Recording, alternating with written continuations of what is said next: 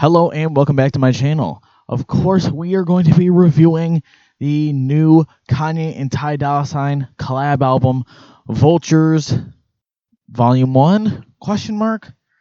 Who knows? We're allegedly supposed to get 3 of these.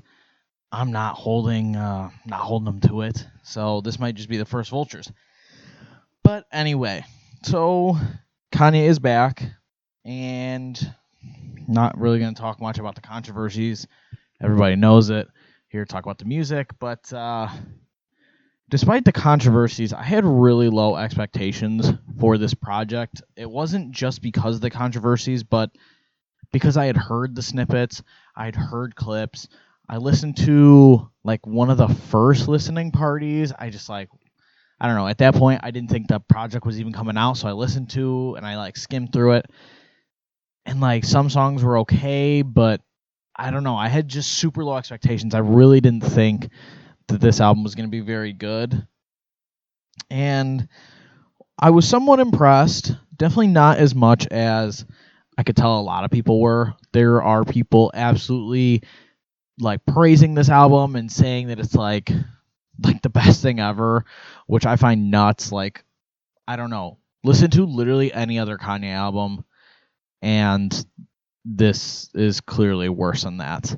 I think the only one that this is in contention with is Jesus is King for worse. And Jesus is King is only because it was kind of similar to this. It was half-baked, and he didn't dive fully into that gospel sound. I don't know. It was whatever. Different review for a different day. But, yeah, there were some highlights, which we'll get there along the way. But definitely, some low moments. So starting off, we have the first track, Stars, which is a decent intro, and it brings back that gospel sound that we heard a lot from, like I said, Jesus King, and we also heard it a lot on Donda, the context was better there, and I think that this delves nicely into that.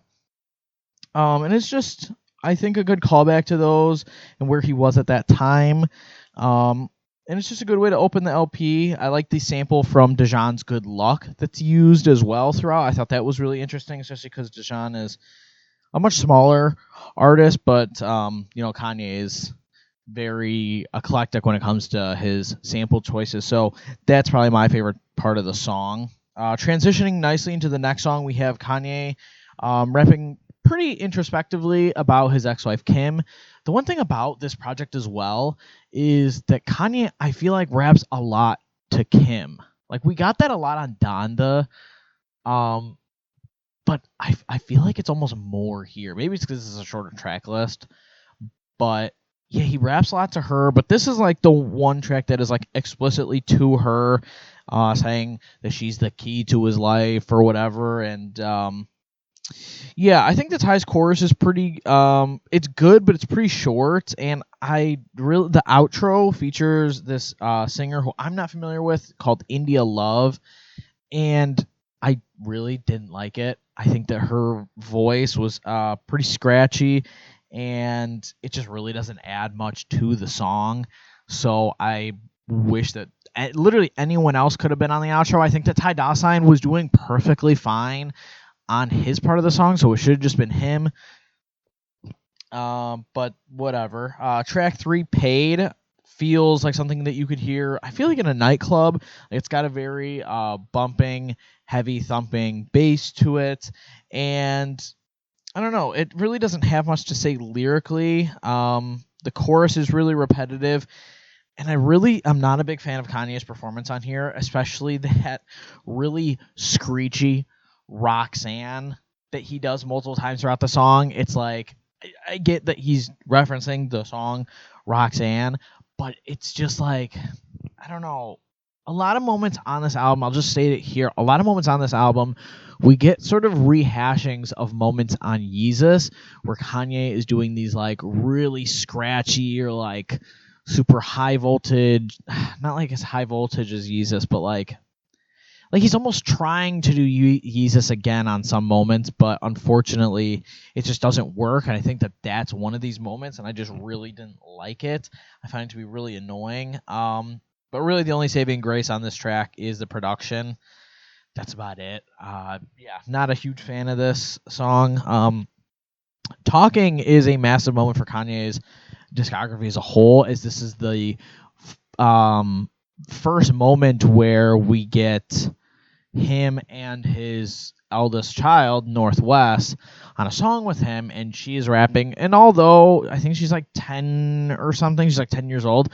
So, of course, it's not like the best rapping performance, but it's still enjoyable, and it's very similar to Daylight on Drake's For All the Dogs, where his son Adonis was on the song, where it's like, is it a child rapping? Yes, but is it still enjoyable? Yeah, it is. It's cute. It's a nice moment to see a parent and their child getting together to do something that they love and something that they're proud of, and it's a very full circle moment. So I do like actually her inclusion on the album and her on that song. But she takes up the majority of the first half, and then we do get the second half, which is really good as well, and it is Ty Dolla Sign taking up most of that, and it is him rapping about him and his daughter and how he's scared for her to grow up and things that just fathers are worried about, the dangers of raising a child, and specifically a daughter.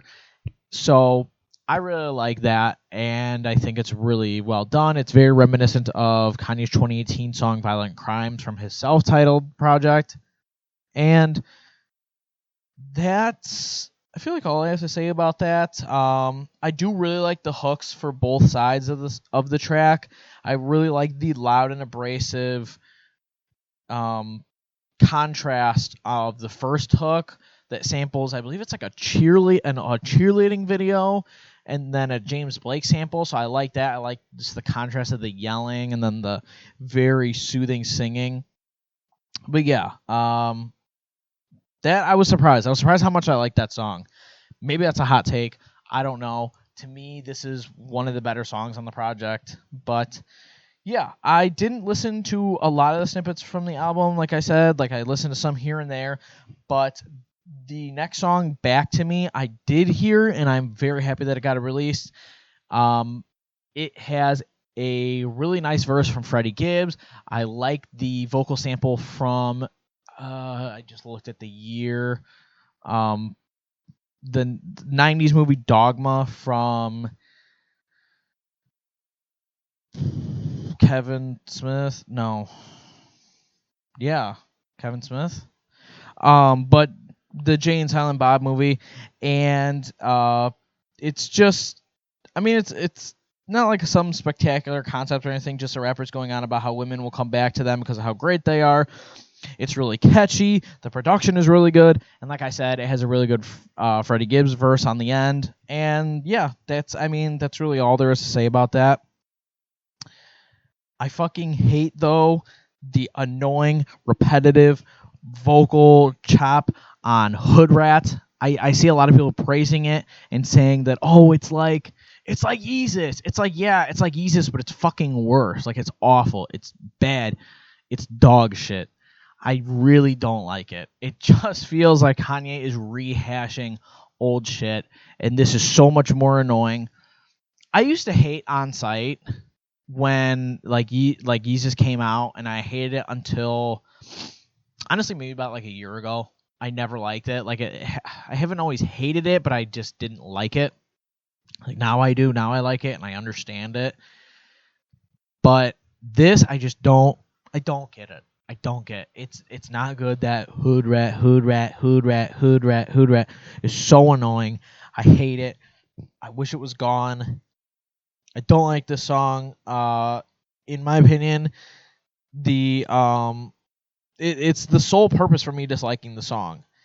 And everything else is decent besides that, but because that vocal chop is the forefront of the entire song and it takes up most of the song, I hate it. The worst track for me. Worst track. Even more than one that we will get into later that is, I think, worse lyrically, but that is just so annoying. I cannot listen to the song. I can't see it growing on me. I just can't. This might be, honestly, the single worst Kanye song, in my opinion. I'm not joking. I think I would listen to everything more than this song. I think I would rather just listen to the skit on Blame Game on repeat before I listen to this. I would rather listen to all of Jesus is King before this song. I would listen to the horrible whatever he did with Television on Donda before I listen to this. It's so annoying. Next, anyway, is Do It, which feels like the duo is trying to give another club banger with these vibrant synths and this thumping bass.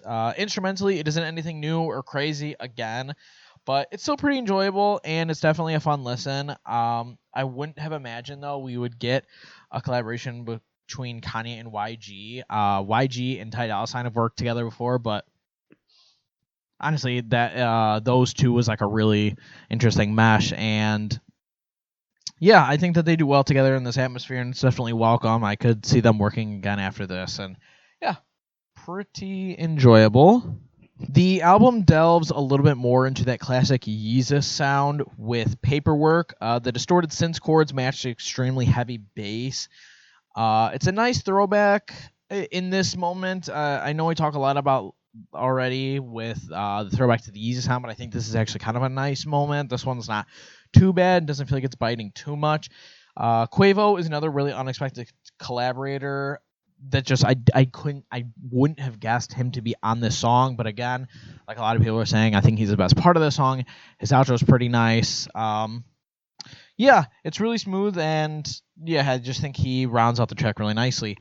Burn is definitely a lot lighter in tone, and it feels kind of like we're just getting that old school Kanye, and I feel like this isn't necessarily like a bad rehashing, like I said, like some of the other tracks were. It's just a lot lighter in tone. It feels kind of like he's tapping into that college dropout, late registration days, even a little bit of graduation, but turning it on its head and giving it like a newer spin to it. So I really like this. This honestly is probably one of my favorites on the project, probably top 5 at least. And yeah, I think this break is really enjoyable, and it makes for a good sort of middle point for the album, which luckily we do start to ramp up a little bit and get some of the better songs on the second half.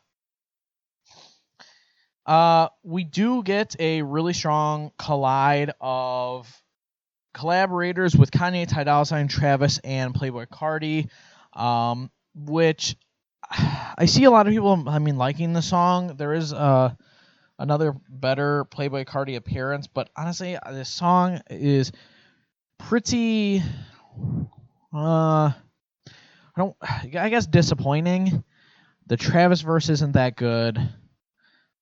Kanye has like this weird bridge that's in the song that I guess people are saying it's supposed to be inspired by this new artist called Four Bats, which I feel like is someone who's just, I don't know, he's okay, but I don't know. This song, it just feels like it's like missing something. It feels like none of these people were really trying that much on the song.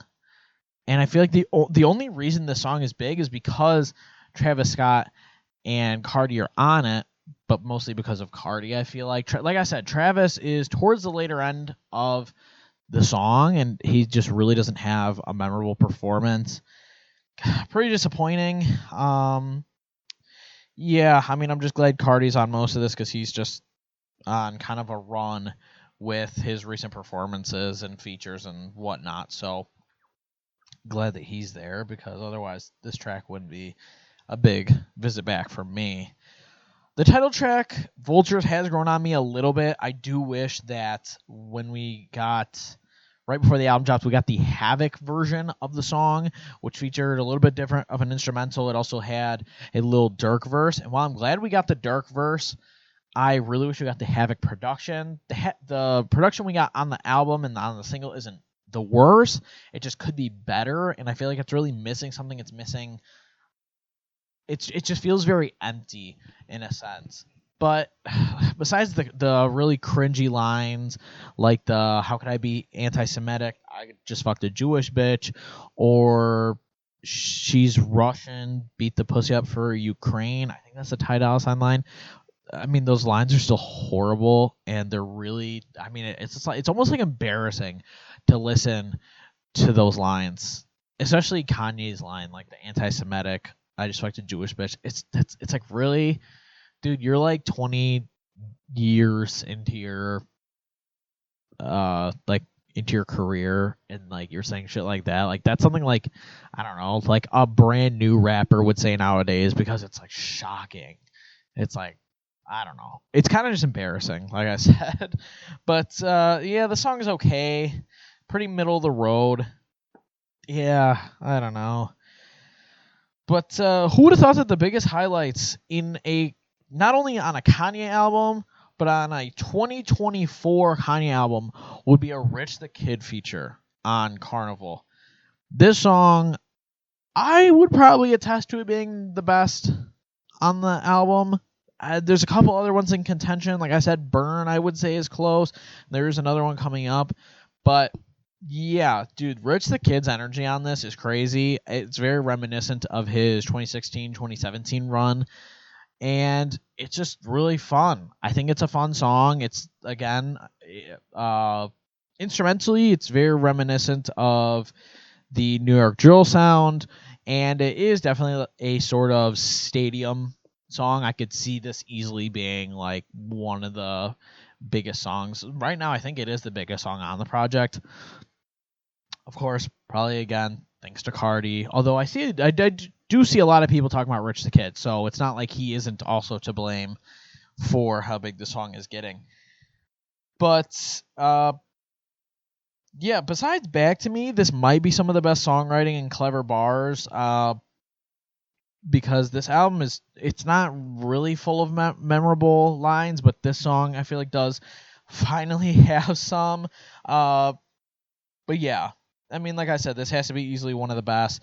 It's exciting as ever, and this is kind of the caliber I wish Kanye led, because I do blame Kanye for a lot of this, because it does feel massively like a Kanye album. This doesn't really feel like a collab album. Like Watch the Throne felt like a collab album between Kanye and Jay-Z. It felt like they met in the middle. Kids See Ghosts, I fucking love, and it feels like Kanye and Kid Cudi met in the middle. Did I say Kid Cudi for Watch the Throne? I meant Jay-Z. I don't know what I said. But it's like on both of those projects, it feels like he met in the middle and they created something together, a joint project. This feels like a Kanye album that just has Ty Dolla $ign on every song. And so I wish that a lot more of the projects sounded like this, because this is, like I said, one of the most enjoyable. It's one of the most fun. I love the very I guess you would say it's inspired by soccer or football, as the world calls it, football chant for the chorus. I think that's super fun. I know some people would say it's cheesy, and it's like, okay, like he's kind of getting into the whole like, hey, he wants this song to be big, but it's like, I think it works. It's like, it's very easily bait, but it's good bait. It works.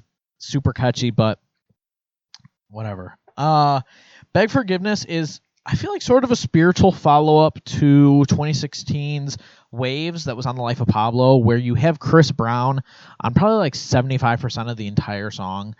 And even though it doesn't sonically sound like Waves, it just is in that sense. And I do really like the song. Again, I would say this is possibly top 3 on the whole project as well. I really like it's basically just a cover of Gabriel by, I wrote it down, by Joe Goddard, and the dark turn that it has on it on the production side, because the song is like a dance EDM song originally, but on this with Chris Brown singing it, it's very dark. It feels very villainous, and I love it. I think it's super eerie. It's fantastic. The production is amazing. I think that Chris Brown does a really good job on it. Doesn't mean he's a good person, I will say that.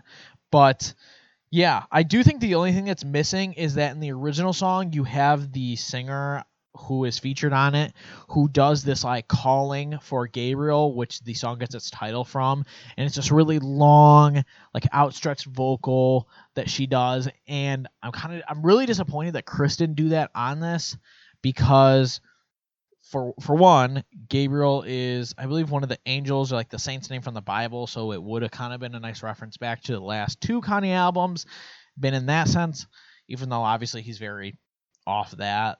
But it would have been a nice callback to that. And it's just like, I know Chris Brown could have killed that performance and done that really nice elongated thing. But there is a very unexpected beat switch to the second half of the track right after Kanye's pretty short verse, which features a soul Ty Dolla Sign verse. And it's really grand. And I don't know, I might be alone in this, but I think this is generally one of Ty Dolla Sign's best performances in quite a while. He is very like scratchy, and he's doing something that he hasn't really done before with his vocals. And I could see how it might be off-putting to some people because, like I said, it's scratchy and he's a lot louder and he's getting into a higher register. And I think it kind of pulls off. It's really interesting to me, and it might not work for some people, but I think it works really well for me. The choir chants behind him also, it adds another sort of like villainous, evil aspect to the song. So yeah, fantastic. Again, probably top 3 for me. So I think since we've probably talked about them, my top 3 are probably Burn, Carnival, and Beg Forgiveness. Which one's my favorite? I don't know. But yeah, anyways, after that we get Good, which is originally supposed to use a vocal sample from Donna Summer's I Feel Love. But I do think the decision to record new vocals and change the lyrics works well for the track's favor. It lends a little bit more towards originality, as this album needs to have more originality. Sorry, originality is not a word. Originality. So, yeah, I do really like that. But it is super uplifting and super positive, and hearing a song like this makes you wonder why we don't get more of this from Kanye, because I feel like if he made a whole project like this and Burn, it would be like amazing. I mean, I guess we basically got that with his first 3 projects, but like I would rather have a rehashing of those than the bullshit that we get across this. This might grow on me more and more, though. It's a super comforting beat, and it's really driven by like a thumping bass with a really light angelic synths that are even more prominent towards the later end of the song. And Ye takes up the forefront on the second to last track with him addressing how like he knows he said a lot of problematic things. As the title suggests, it's called problematic, but it's not like he's apologizing for it. He's just saying like, yeah, I've done it. I'm problematic. Like, what are you going to do about it? So, I don't know. It doesn't necessarily make this, like, a very good moment. It's, I don't know. I don't know. I'm torn on how to feel about it. It also, this song really builds, I feel like, to what could be, like, a really good drop, but it goes and goes, and it doesn't go anywhere. So, I don't know. Ty Dolla Sign also has like a very small performance on the song, and he could have easily done a lot more. It makes me wish that we got a song or two of Ty Dolla Sign doing a majority of a song, because we get a couple moments where Kanye does. Yeah, I don't know, man. This is like, at this point, I'm getting like these last 2 songs, I'm just like losing my energy and wanting this to end my suffering, please. But unfortunately, we cannot really end on a good note with the song King, which features Kanye saying that people label him as crazy and bipolar and anti-Semitic, but he's still on top. He's still the king. And it's like, those things aren't wrong. Like, he is fucking crazy. I love Kanye's music. One of my favorite artists of all time. But, like, he's fucking nuts. He's fucking crazy. He is bipolar. And he kind of is anti-Semitic. It's, like, kind of hard to argue against that when he's saying he loves Hitler. And Hitler had good ideas. And it's like, what good ideas are you talking about, man? I don't know. It's like, I don't want to talk about the controversies outside of the music, because I love music and I want to talk about the art of it and what the art does and how it inspires things, or what inspires the art. But like, it's kind of hard when like this is what he's talking about, and it's just, I feel like the song is really gonna age bad. Like, it's gonna age like fucking milk. And Yeah, I mean, I do like the production, which does again lend to Yeezus. It even like it's got like the really industrial style drums, and it even has a vocal sample from Ozzy Osbourne's 1980s Crazy Train that plays at certain moments, and I think that's really exciting. So I guess production wise, it is like one of the better moments, but still, I feel like not a good end to it. You have Ty Dolla Sign who's just doing like his own shit on the song. Like he's not commenting about Kanye stuff, which I guess like why should he? I don't know. Him working with him, maybe he should, but like he's just rapping his own shit. I don't know. It's such bullshit. Like whatever. It's such a horrible way to end the album. Anyways, highest highs. Let's get to that section, I guess. Best vocal performance. I'm going to give for Ty Dolla Sign. I will say on Beg Forgiveness, as I said, it's him trying something new. It's him getting into this different vocal register, and I think it's really exciting, and I would like to see more from him trying to do new things vocally than sort of the more laid-back singing that he does. So it's worked for him, but this is exciting. It was a peek into something new, I feel like. And for Kanye, I will say Burn. As I said, it is kind of a look back into Kanye's career and a new spin on it. Bless me. And so, yeah, that was probably Kanye's best vocal performance. It was steady. It was easy. We didn't get any bullshit on that song. So I will say Burn is Kanye's best performance. Best production, I will give to Back to Me. Like I said, I really like the Jay and Silent Bob vocal sample. I think that it's just really fun. And it was one of the ones I was most excited for. There are a couple other moments, but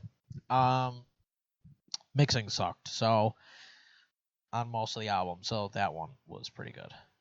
Best songwriting, I'll give to Good. And what do I really have to say? The writing on this album fucking sucked. This is the worst writing on a Kanye album, period. There's no competition. I mean, like, it really sucks. It really sucks to be a longtime Kanye fan and getting something that I feel like is this half-assed, this just bullshit. I know I've said it so much, but it's just bullshit, like what he's doing. It feels like he's not really trying anymore. This is him. I would love to say this is him on 10, but if I did, it'd be a lie. This is him on like 5, maybe. And it's just, I don't know. Yeah, songwriting sucks. So Good, I will say, is the best songwriting. Favorite bar, I put none. I don't have a favorite bar on this. Like I said, there really is no memorable line, like single bars I got out of this. Maybe people would disagree with that, but yeah, no, I put none. It's a first. So best guest performance though is gonna be Rich the Kid on Carnival. It was either him or maybe Chris Brown or maybe Playboy Cardi on Carnival, but yeah, I'd say Rich the Kid probably did the best. So yeah, I mean that's the review. I hate to say it, but like I wasn't a massive fan of this. I'd say it's still overall positive and it's decent, but like for a Kanye album, it's pretty bad. It had a few songs I would consider great, but like mostly they were just pretty mid or like good at best. It just feels like Kanye, where he usually in the past would take inspiration from like he'd hear a song and he'd take inspiration and be like, oh, I gotta sample that. I gotta chop it up and use the drums from this song. I gotta take a vocal sample from this song. I gotta take the guitar from this or the synths from this. It's like he was doing that, but he's like, how can I just make it sound like things I've done already? How can I make a lot of this album sound like Yeezus? How can I make a lot of this just sound like basic trap music? It's very disappointing. Especially when you know that he's at the forefront of the production, and I don't know. I might be alone in this. People might think that this is like his best production to date. You can't. There's no way. There's no way people think this is his best production. Yeah, I mean, another thing about the project is it's not mixed well either. Hopefully this is like a life of Pablo situation where he's going back and he's like fixing things over time. It sucks, but it's like it would be better than just getting stuck with this shit now that we have. Because I'm usually not like a huge stickler for like good mixing or anything, but when you're getting a Kanye album, you are expecting to get like the most clean, the most crisp sounding production you have ever heard in your life, and you just don't on this. So I'm hoping that I don't know, I would rate this at like a 61%. It's good, it's decent, but like I said, I just wish that we could have gotten something that was more polished. And yeah, that's my review. Thank you for watching. All my links to my social media will be down in the description. Please subscribe to see more. Hit the like button. And thank you for watching. Bye now.